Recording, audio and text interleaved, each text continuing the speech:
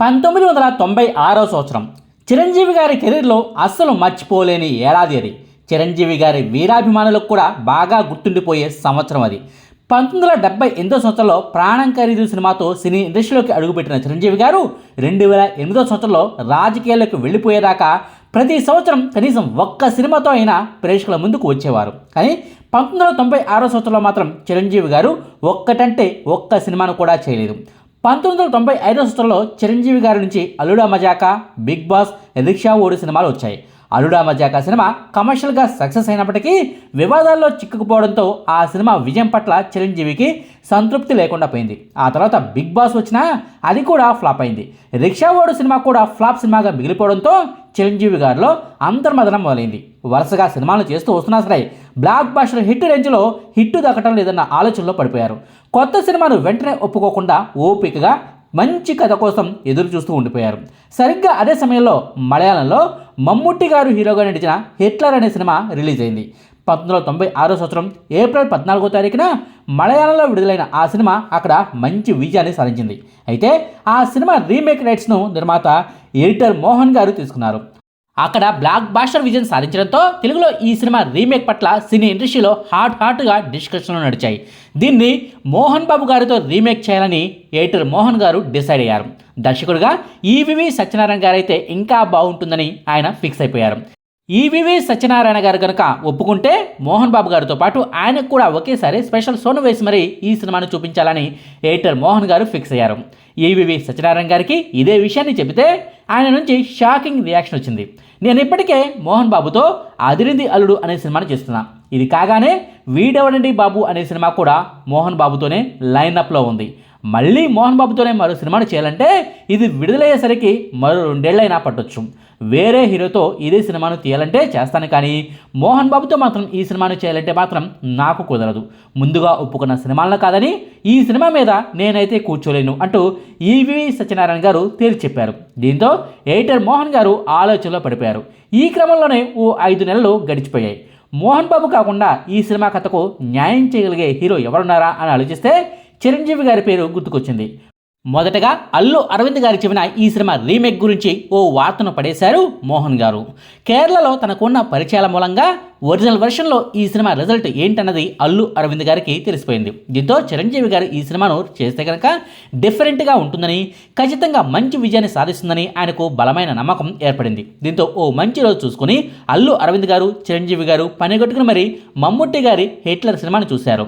సినిమాను చూసిన తర్వాత చిరంజీవి గారు అన్నమాట ఒకటే, ఈ సినిమాను నేనే చేస్తాను, నా తర్వాత సినిమా ఇదే, ఏర్పాట్లు చేయండి, దర్శకుడిగా వాళ్ళు వీళ్ళు ఎవరు వద్దు, ముత్యాల సుబ్బయ్యను పెట్టుకోండి, ఆయనైతేనే ఇలాంటి హెవీ డ్రామా ఉన్న సెంటిమెంట్ సినిమాలను బాగా తీస్తారంటూ చిరంజీవి గారే స్వయంగా చెప్పేసరికి దర్శకుడి విషయంలో మరో మాటకు తావు లేకుండా పోయింది.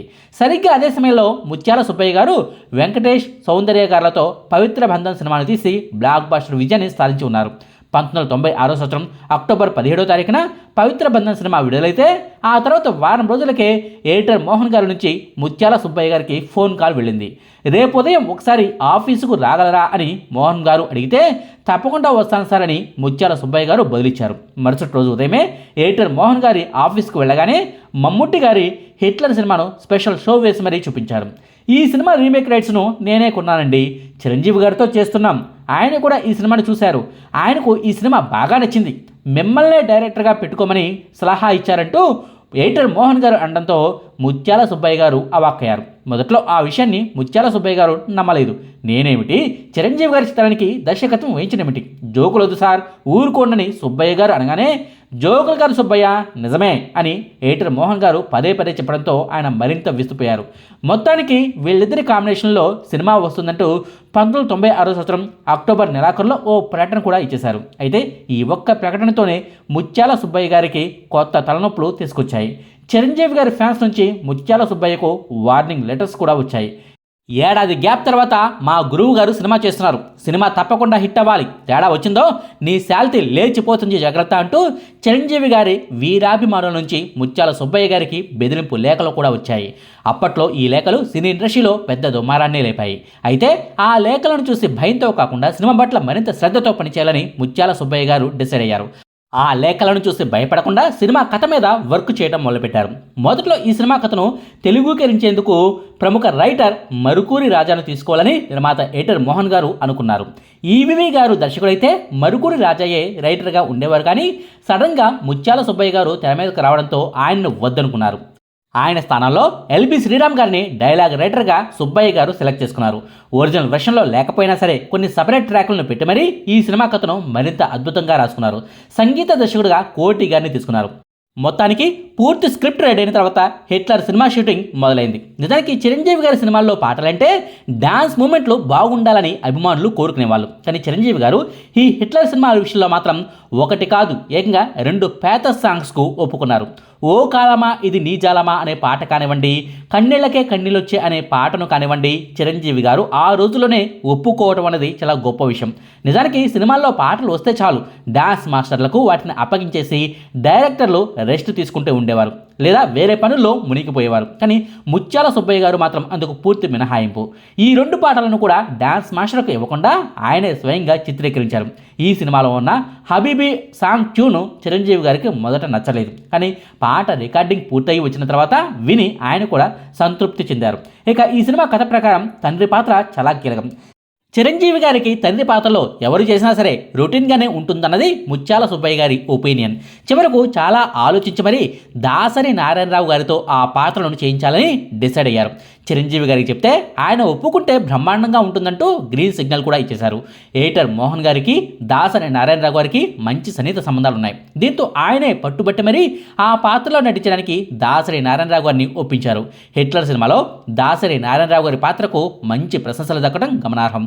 ఈ సినిమాలో ఎంత సీరియస్నెస్ ఉంటుందో కామెడీ కూడా అదే స్థాయిలో ఉండటం హిట్లర్ సినిమా ప్రత్యేకత. మొత్తానికి సినిమా షూటింగ్ను పూర్తి చేసి 1997 సంవత్సరం జనవరి 4వ తారీఖున సంక్రాంతి పండుగ సందర్భంగా విడుదల చేస్తే ఆడియన్స్ నుంచి బ్రహ్మాండమైన రెస్పాన్స్ వచ్చింది. చిరంజీవి గారి గత సినిమాల కంటే భిన్నంగా ఈ సినిమా ఉండటంతో ఆయన ఫ్యాన్సే కాదు ఫ్యామిలీ ఆడియన్స్ కూడా బాగా కనెక్ట్ అయ్యారు.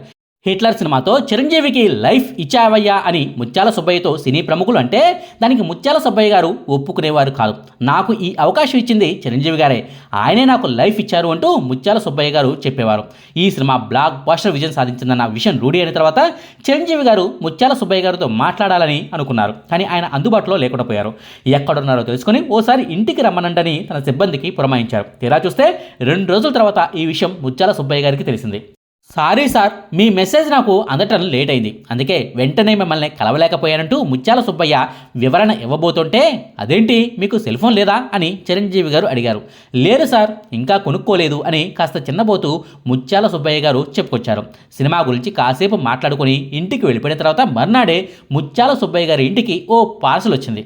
విప్పి చూస్తే అందులో ఓ సెల్ ఫోన్ ఉంది. చిరంజీవి గారు ముత్యాల సుబ్బయ్య గారికి పంపించిన కానుక అది. తన కెరీర్ను మలుపు తిప్పిన సినిమాగా హిట్లర్ సినిమాను అంత బాగా ప్రేమించారు ఆయన. హిట్లర్ 100 రోజుల వేడుక ఎక్కడ చేయాలన్న విషయం మీద చాలా చర్చ జరిగింది. ఒక్కో సెంటర్లో ఒక్కో సినిమా 100 రోజుల వేడుక చేయడం అనేది చిరంజీవి గారికి ఆనవాయితీగా ఉండేది. చాలా ఆలోచించి ఒంగోలులో హిట్లర్ ఫంక్షన్ పెట్టారు. చిరంజీవి గారి నాన్నగారు మొదట్లో ఉద్యోగం చేసిన ప్రాంతం కావడంతో ఒంగోలుతో ఆయనకు ప్రత్యేక అనుబంధం ఉండేది. భారీ ఎత్తున అక్కడ ఫంక్షన్ను నిర్వహించారు. ఆ సంగతిని పక్కన పెడితే చిరంజీవి గారికి లైఫ్ను ఇచ్చిన ఈ హిట్లర్ సినిమాయే రచయితగా ఎల్బి శ్రీరామ్ గారి కెరీర్ను నాశనం చేసింది. ఈ మాటను నేను కల్పించి చెప్తున్నది కాదు, ఎల్బి శ్రీరామ్ గారే స్వయంగా పలు ఇంటర్వ్యూలో చెప్పుకొచ్చారు కూడా. ఈ సినిమాలో చిరంజీవి గారికి డైలాగ్స్ను రాసిన ఎల్బి శ్రీరామ్ గారికి ఓ వింత సమస్య ఎదురైంది. సినిమా కథ ప్రకారం చిరంజీవి గారికి ఇందులో ఎక్కువగా డైలాగ్స్ ఉండకూడదు, ఎక్కువగా మాట్లాడకూడదు కూడా. ఏ డైలాగ్ను రాద్దామన్నా సరే సినిమా కథకు తగ్గట్టుగా ఈ డైలాగ్ ఉండదేమో అని అనుకుంటూ రాసిన ప్రతిదాన్ని కొట్టేయాల్సి వచ్చిందట. మీ సినిమాకు పనిచేయటం వరం, కానీ మీ పాత్రకు డైలాగులే లేకుండా కథను రాయాల్సి రావటం నాకు శాపంగా మారిందంటూ చిరంజీవి గారితో చెప్తే నిజమేనండి, కానీ ఇలాంటి టఫ్ టాస్కులు వచ్చినప్పుడే కదా మన ప్రతిభ బయటపడుతుందంటూ చిరంజీవి గారు చెప్పుకొచ్చారట. ఈ సినిమా కథలో చిరంజీవి గారి క్యారెక్టర్ను బట్టే అంతొద్దు ఇది చాలు అన్న డైలాగ్ను రాయాల్సి వచ్చిందంటూ ఎల్బి శ్రీరామ్ గారు చెప్పుకొచ్చారు. అయితే మొత్తానికి హిట్లర్ సినిమా బ్లాక్ బాస్టర్ విజయం సాధించడంతో రచయితగా తనకు బోల్డ్ అన్న అవకాశాలు వస్తాయని ఎల్బి శ్రీరామ్ గారు ఆశించారట. కానీ ఇండస్ట్రీ లెక్కలు మాత్రం అందుకు పూర్తి భిన్నంగా ఉన్నాయన్న విషయాన్ని ఆయన అర్థం చేసుకోలేకపోయారు.